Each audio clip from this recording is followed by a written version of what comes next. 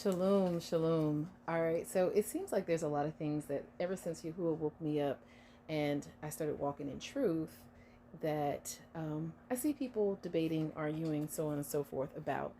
And I'm not saying that any one of us has the answer, but one of the things that I do try to do is go to Yahuwah and ask him what he says, what he means, because we all know that our wisdom, knowledge, and understanding is nothing compared to Yahuwah's wisdom, knowledge, and understanding. After all, it is his word. With that being said, when it comes to the law, that is one of the main things that I see people up in arms about. And it's not something new. If you look at Matthew, Mark, Luke, and John, you'll see that even back then when Yahushua was here in the flesh, the religious leaders of his time, they even had an issue with it. Why? Because they were interpreting his word from a carnal standpoint instead of from a spiritual standpoint, which is what we are supposed to do. That's why Yahushua said that we are supposed to worship Yahuwah in Ruach and in truth. So with that being said, we're going to talk about some of the spiritual things that Yahuwah has shown me about his law, particularly about the Ark of the Covenant, so on and so forth. All right, let's get into it.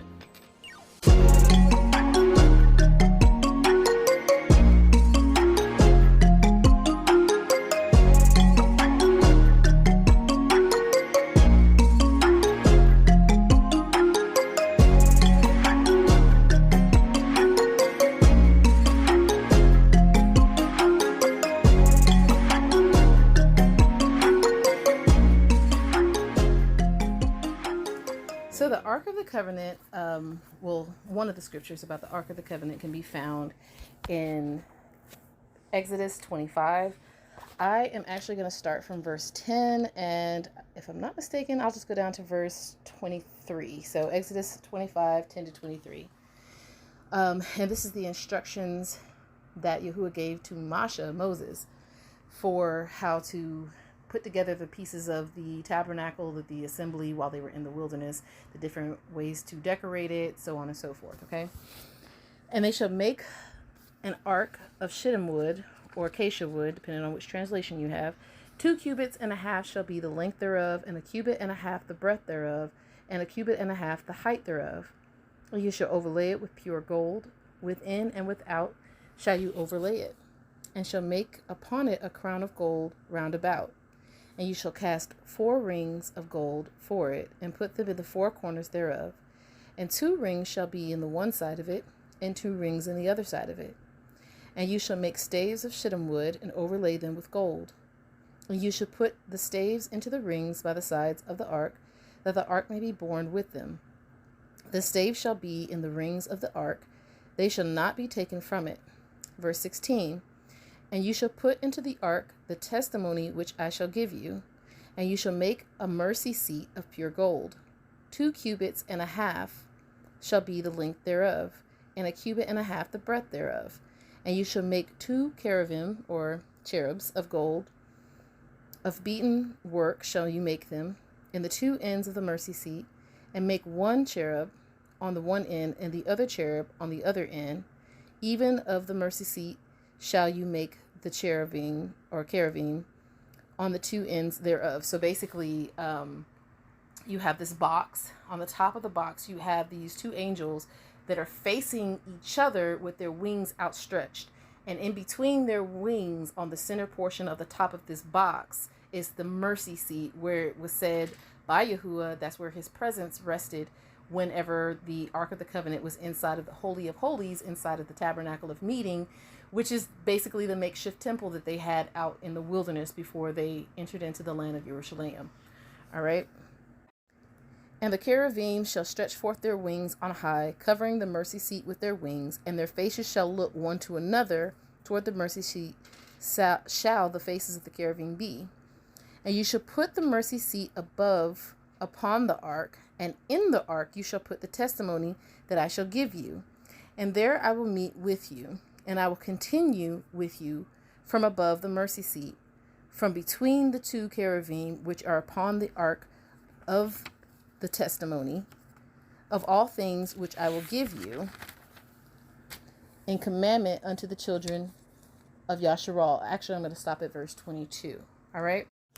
So again, Yahuwah has told Moshe how to build the different things inside of the tabernacle. Like he was told how to build the table that's in front of the altar. He was told what to put on the table.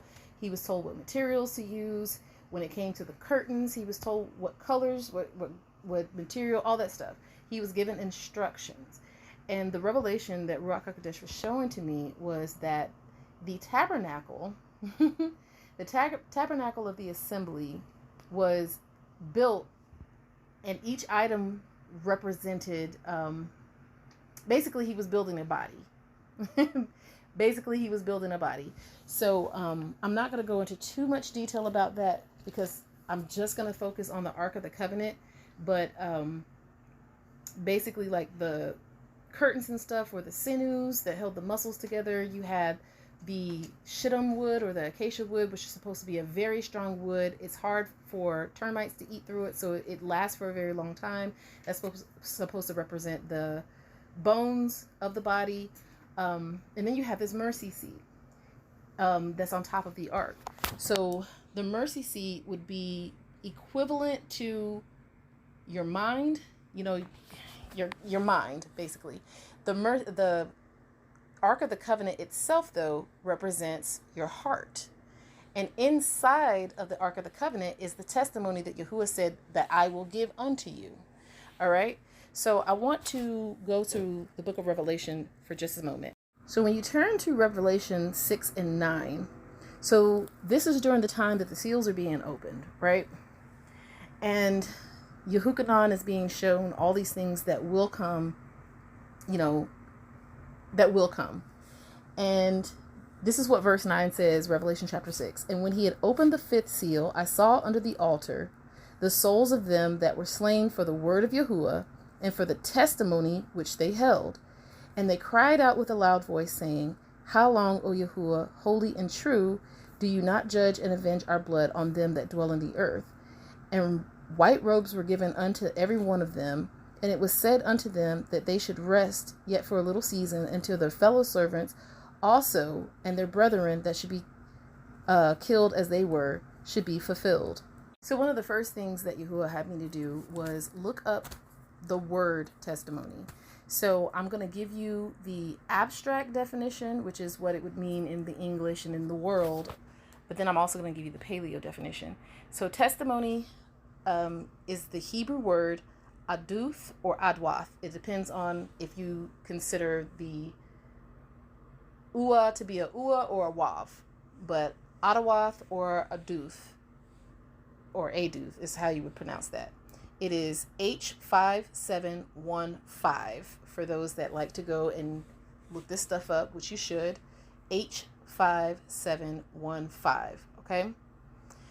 And the abstract is a witness, a testimony, evidence of things, witness of people. But the paleo, so there's two different things that I wrote down for the paleo. So the paleo letters are Ayin, Dalath, Ua, and Tha. Okay? So to know the way which secures the covenant, or to know the entrance of the secured covenant. So those are the two different functions of this word. Okay? Testimony. So to have a testimony is to know the way that secures the covenant. Okay? Now, Yahusha is the way, the truth, and the life. So when you know the way, you know Yahusha. Keep that in mind, okay? And then it comes from the word ad, A-D, or ayin, dalat, which is H5707. And for that one, it means to see or know the way. All right? To see or know the way. And I actually wrote on here to see or know the way / entrance / tent door. And the reason why I'm bringing that up is because if you go to Yehukanan chapter 10, I want to say verses 7 and 9. Let's see what Yahusha says about that. So verse 7 says, Then said Yahusha unto them again, Aman, aman, I say unto you, I am the door of the sheep. And all that ever came before me are thieves and robbers, but the sheep did not hear them. I am the door. By me, if any man enters in, he shall be saved and shall go in and out and find pasture. So Yahusha is this door or this way, and we know it. I apologize, I didn't look up the script, but he is the way, the truth, and the life, right? So with that being said, if a testimony is to know the way which secures the covenant, that means that the testimony is a testimony of Yahusha. Those who hold the testimony of Yahusha in their hearts. Remember back in Exodus, it said that Yahuah was going to put the testimony inside of the ark, right? That's what he told Masha. He said, you're building this ark and you're going to put inside it the testimony that I give you. And then we saw in Revelation that there were some souls that were underneath the ark. They were slain for the word of Yahuah and for the testimony that they held. So they held the testimony of Yahusha, because Yahusha is the word of Yahuah and he is the testimony that he is the way that secures the covenant. So it's the testimony of Yahusha that got them slain. So that's what Ruach HaKodesh was showing me about the Ark of the Covenant. It is our heart. Remember, we're supposed to worship in Ruach and in truth. We'll worship Yahuah in Ruach and in truth, which means everything that he spoke from the beginning was always spiritual. Even in the garden, when he told Adam that you shall not eat of the tree that's in the center of the garden, of the tree of knowledge of good and evil. Do not eat of that. Do not eat of it. Don't even touch it. That was a spiritual command. It was always spiritual from the beginning. If you look a little bit further down in Exodus 25, you'll see that it talks about the menorah that was supposed to be at the altar. Then it talks about 7 other menorahs. So that menorah represents Yahusha. Again, he is the way, the truth, and the light, right? And then the 7 other menorahs that are like unto the main menorah are the 7 ruachs of Yahuah that are around Yahuah in Revelation as well. So when Yahuah is looking down at us, think about all the times he says in his word that he looks at our heart, right? He wants us to have a heart circumcision. He looks at our heart. It's not what goes into a man that makes him unclean, but that which comes out of a man that makes him unclean. Out of the abundance of the heart, the lips speak, right? So the reason why there's such an emphasis on the heart is because your heart is the throne. That is the throne of Yahuah. We are the temple of Yahuah's Ruach HaKodesh. And again, I did not look up the scriptures references for these, but you should be reading his written word on your own and seeking his face on your own, to where if I speak his word, you should know it without me providing you a scripture reference. We are the temple of Ruach HaKodesh. I want to say it somewhere in Corinthians. It says that we are his temple, right? He's showing us that we were the temple from the beginning. We were always supposed to be the temple of Ruach HaKodesh, of his spirit, right? We were always supposed to be spiritual beings. So now he's showing us how to properly take care of our temple. He's telling us that when I look at you, I should see my son inside of your heart, and I should be the one reigning over you. I should be the one on the throne of your heart / the mercy seat. Yahuah, is the one that is supposed to be on that mercy seat, because without Yahuah, there is no mercy. That is the reason why he tells us to look at the fruit that people produce. Because if Yahuah is not the one that's on the throne, and if Yahusha is not the testimony inside of their heart, they are not going to produce fruit. How? Because if Yahusha is the testimony inside of their heart, that means they have the Ruach of Yahuah, correct? And it's the fruit of the Ruach that produce love, joy, peace, long-suffering, kindness, gentleness, self-control. That comes from Ruach HaKodesh. And all of that is only possible if Yahusha is the testimony in your heart. Because let's go to John chapter 6.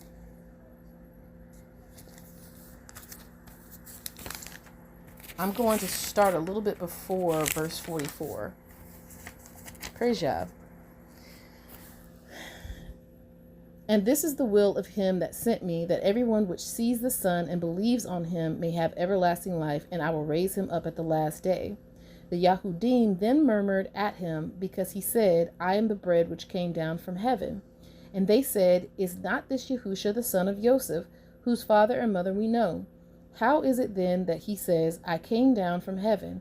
Yahusha therefore answered and said unto them, Murmur not among yourselves. No man can come to me except the Father which has sent me draws him, and I will raise him up at the last day. It is written in the prophets, and they shall all be taught of Yahuwah. Every man, therefore, that has heard and has learned of the Father comes unto me. So I'm going to stop there. Yahusha said that no man can come to him except the Father which has sent me draws him. Why is that important? Because when you go back to Exodus 25, in verse 16, Yahuwah says to Masha, and you shall put into the ark the testimony which I shall give you. Yahusha is that testimony. Yahusha. And only Yahusha.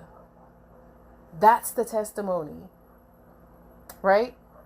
Let's go back to John and read that part over again. It's John chapter 6. Now let me figure out what verse it was. Verse 45. It is written in the prophets, and they shall all be taught of Yahuwah.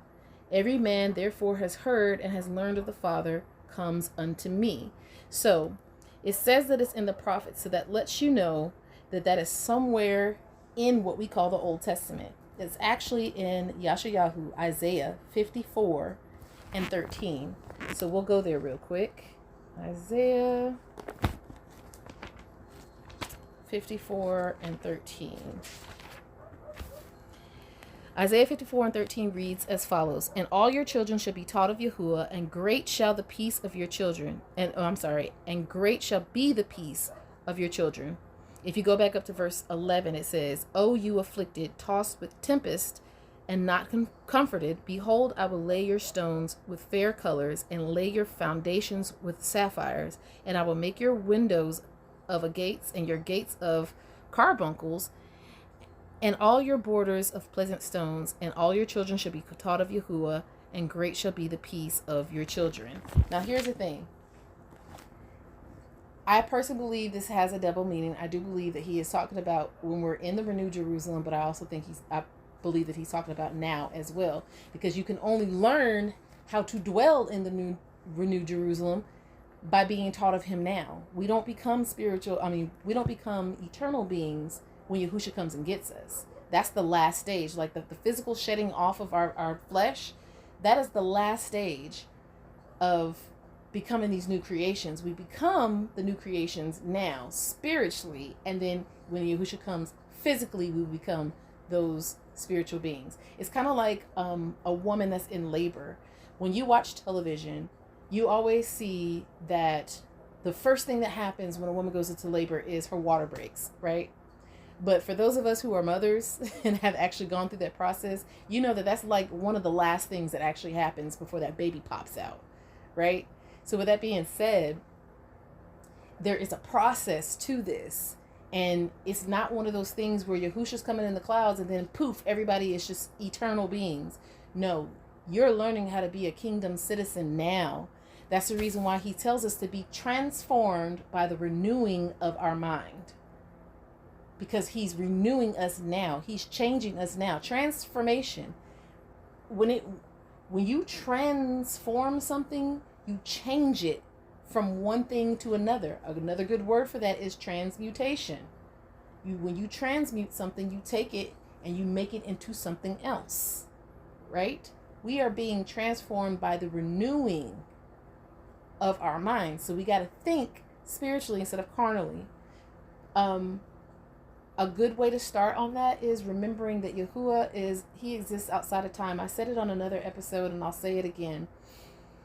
My dad was given a revelation. Eternity is not the abundance of time. Eternity is the absence of time. And I have to praise Yah for this revelation that he gave to my father, because it makes sense. If eternity was the abundance of time, that would make Yahuwah himself a slave to time.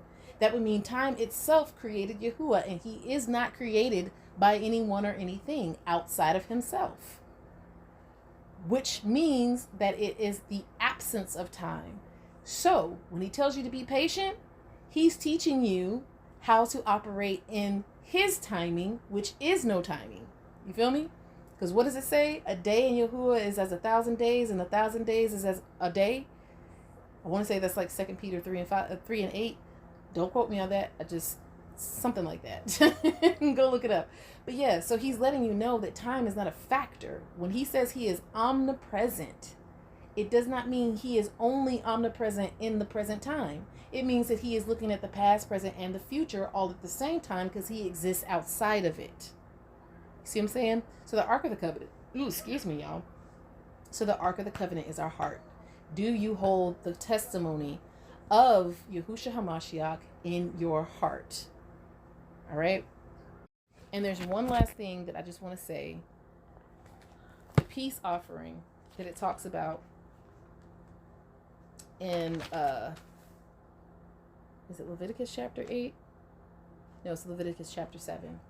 So this peace offering is actually us coming into covenant with Yahuwah through Yahusha. So let's look at this real quick. Starting at verse 15 in Leviticus chapter 7, it says, "And the flesh and the sacrifice of his peace offerings for thanksgiving shall be eaten the same day that it is offered. He should not leave any of it until the morning. But in the sacrifice of his offering be a vow, if the sacrifice of his offering be a vow, or a voluntary offering, understand this. This is a vow or a covenant. When you're coming into a marital covenant, you make a vow, don't you? So if it be a vow of a voluntary offering, it shall be eaten the same day that he offers his sacrifice, and on the morrow also the remainder of it shall be eaten. But the remainder of the flesh of the sacrifice on the third day shall be burnt with fire. And if any of the flesh of the sacrifice of his peace offerings be eaten at all on the third day, it shall not be accepted, neither shall it be imputed unto him that offers it. It shall be an abomination, and the soul that eats of it shall bear his iniquity." All right, so I'm going to stop right there. You can continue to read if you'd like. The way I know that Yahusha, our acceptance of Yahusha as our master, the way I know that it is the peace offering, is listen to Romans chapter 5 verse 1. "Therefore, being justified by faith, we have peace with Yahuwah through our Adonai Yahushua HaMashiach, by whom also we have access by faith into this grace there wherein we stand and rejoice in hope of the glory of Yahuwah. And not only so, but we glory in tribulations also, knowing that the tribulation works patience, and patience experience, and experience hope. And hope makes not ashamed, because the love of Yahuwah is shed abroad in our hearts by the Ruach HaKodesh, which is given unto us. For when we were yet without strength, at the appointed time, Mashiach died for the wicked. For scarcely for a righteous man will one die, yet perchance for a good man some would even dare to die. But Yahuwah commends his love towards us, in that while we were yet sinners, Mashiach died for us." Now, why am I bringing this up?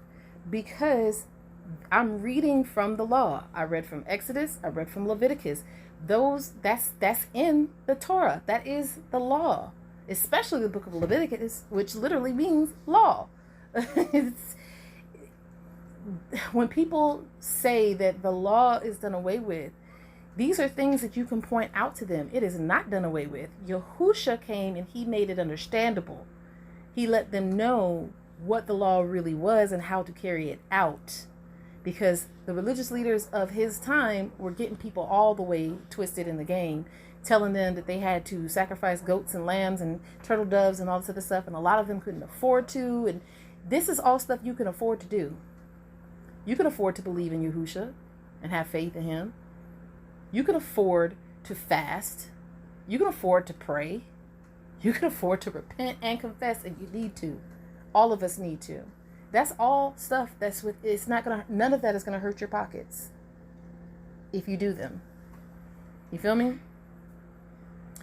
And the last thing I'm going to talk about, as far as the praying and the confessing and the repentance, I'm not going to go all the way into it, but when Yahushua talks about in Matthew 7 about taking the plank out of your eye before you should see fit to take the speck out of your brother's eye, if you go and read Leviticus chapter 8, this is where Masha consecrated Aaron and his sons, right, as the high priest and the priest of the tabernacle of the assembly of Yahuah. With that being said, he had them go get consecrated first before they could carry out all of the priestly functions. So when Yahushua is talking in Matthew 7 about taking the plank out of your eye before you can see fit to take the speck out of your brother's eye, he's telling you to do the same thing. The exact same thing. And what does Yahushua say? How do you know if you have the testimony of Yahushua in your heart and that Yahuwah is on the throne of your heart, is on your mercy seat? Yahushua said the way you know is, if you love me, keep my commands. And the interesting thing about that, before I just sit down and stop talking, Yahushua lets us know in John chapter 5 that the words that he speaks are his Father's. He doesn't come on his own will. So we'll start in verse 17 of John chapter 5. But Yahushua answered them, my Father works hitherto, and I work. Therefore the Yahudim sought the more to kill him, because he not only had broken the Shabbat, but said also that Yahuwah was his Father, making himself equal with Yahuwah. Then answered Yahushua and said unto them, Aman, aman, I say unto you, the Son can do nothing of himself, but what he sees the Father do. For what things soever he does, these also does the Son likewise. For the Father loves the Son, and shows him all things that he himself does, and he will show him greater works than these, that you may marvel. For as the Father raises up the dead and quickens them, even so the Son quickens whom he will. For the Father judges no man, but has committed all judgment unto the Son, that all men should honor the Son, even as they honor the Father. The reason why I brought that out is because there's a lot of people that says you're not supposed to worship Yahushua, you're supposed to worship the Father. Well, Yahushua himself says that all men should honor the Father, even as they honor the Son, even as they honor the Father. And he goes on to say, he that honors not the Son honors not the Father which has sent him. Aman, aman, I say unto you, he that hears my word and believes on him that sent me has everlasting life, and shall not come into condemnation, but is passed from death unto life. Aman, aman, I say unto you, the hour is coming, and now is, when the dead shall hear the voice of the Son of Yahuwah, and they that hear shall live.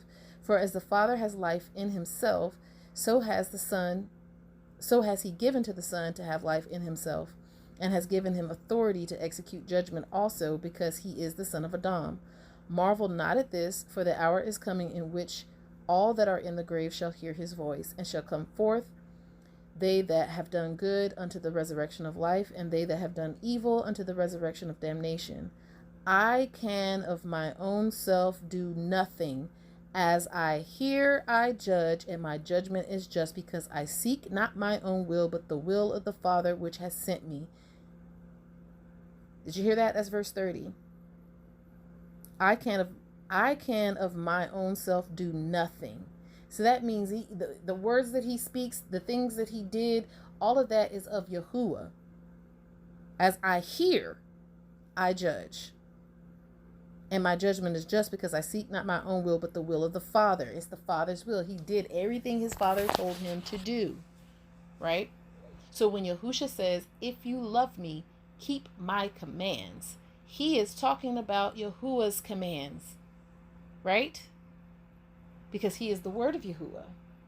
So everything that he did was according to the word of Yahuwah, because he is the word of Yahuwah. So when he says, if you love me, keep my commands, he's talking about doing what Yahuwah says. And Yahuwah, from the beginning, told us that we are to keep the law, the spiritual law, by coming into covenant with him through his Son, Yahushua HaMashiach. That is our peace offering. That way we'll have the testimony of Yahushua. What is the testimony again? Knowing the way which secures the covenant. Yahushua is the way, the life, and the truth. You guys know where it's at. You should know where it's at anyway. So with that being said, to have the testimony is to know the way. Yahushua is the way. So Yahushua is the testimony that is in the ark, which the ark of the covenant represents a heart. I know I'm repeating myself over and over again, but I mean Yahuwah does too. Because when there's something that he wants us to know, he repeats it multiple times. And this also shows you that Yahushua did not come speaking anything other than what his father gave him to say. He spoke the law. So when the religious leaders of his time kept coming against him, that's the reason why he was so harsh with them. Like, how are you a leader teaching the people the law of Yahuwah when you don't know the law? The law is spiritual. Those who worship Yahuwah must worship him in Ruach and in truth. Okay, I'm going to land that plane and not continue to go on. I think I've said it enough times to where it should be ingrained in your mind. So, Ark of the Covenant is our heart. Yahushua is the testimony that sits inside. Yahuwah is the one that sits on the throne. And that's why he looks at our hearts. That's why our heart is the most important thing. It doesn't matter what you do if your heart is not right. If Yahushua is not the testimony in your heart, you can do all the right things. But if Yahushua is not the testimony that is in your heart, you are not in covenant. You have not offered a peace offering to Yahuwah. And so you will not have peace with Yahuwah. And I know that's a hard pill to swallow, because some people think, oh, well, this person is a good person, so they should be able to enter into the kingdom because they're a good person. Yahuwah did not say good people are getting into his kingdom. And that's not my word. That's Yahuwah said that those who do the will, or Yahushua rather said, those who do the will of my Father are his family. That means you have to actually do what Yahuwah says. In order to do what Yahuwah says, you have to have his Ruach. And how do you have his Ruach? By having the testimony of Yahushua HaMashiach in your heart and being in covenant with Yahuwah through that testimony. Period. He is the way. He is the only way. And he tells us that in John chapter 10. I know I said I was going to land my plane, but things just keep coming to me. He tells us that in John chapter 10. Aman, aman, I say unto you, he that enters not by the door into the sheepfold, but climbs up some other way, the same as a thief and a robber. But he that enters in by the door is the shepherd of the sheep. To him the porter opens, and the sheep hear his voice, and he calls his own sheep by name and leads them out. And when he puts forth his own sheep, he goes before them, and the sheep follow him, for they know his voice. And a stranger will they not follow, but will flee from him, for they know not the voice of strangers. So if Yahushua is not the testimony in your heart, you are not following him. Only his sheep, only those that have his testimony in their heart are the ones that are considered his sheep. Those are the ones that know his voice. Those are the ones that are following him. Remember how I said earlier, I shouldn't have to have a scripture reference. You should know it's the word. If you knew that what I was speaking was the word of Yahuwah without me providing a scripture reference, then you have the testimony of Yahuwah in your heart, of Yahushua in your heart. You know his word. And Yahushua himself even said that, where does it say? I never knew you. Depart from me, you workers of iniquity. So he's even saying, if you don't have the testimony of Yahushua in your heart, you are a worker of iniquity. What is iniquity? Some translations it says lawlessness, which means you cannot carry out the law the correct way if Yahushua is not the testimony in your heart. That's why it's important to look at fruit, y'all. All right, I'm done. I promise. If you would like to get in contact with me, you can email me at replenishme@gmail.com, replenishme@gmail.com.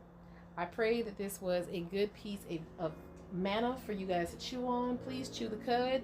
What does that mean? That means go back and read these scripture references. I hope you were writing them down as you were listening to this episode.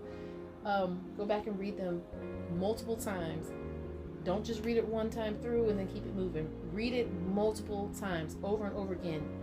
Multiple days. Go back to the same one and read it all the way through, over and over and over again, until Yahuah gives you peace with it.